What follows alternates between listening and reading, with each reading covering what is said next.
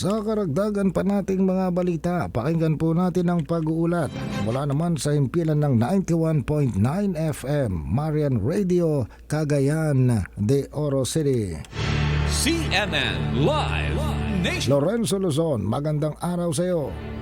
Magandang umaga, Ariel. Magandang araw, Pilipinas.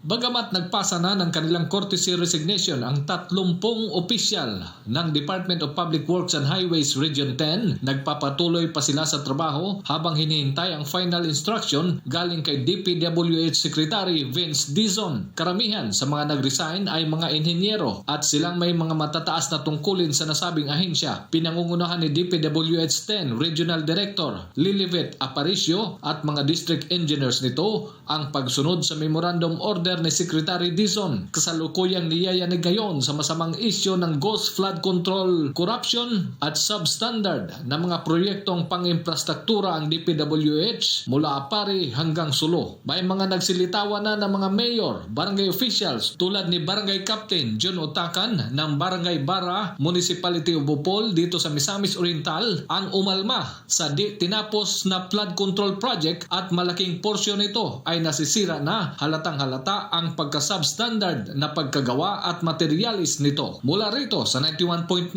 FM Marian Radio, CMN Cagayan de Oro, Lorenzo Luzon, nag-uulat live para sa CMN Pilipinas. CNN Live Nation. Maraming salamat, Lorenzo Luzon, live and direct mula po naman sa himpilan ng 91.9 FM Marian Radio, Cagayan de Oro City.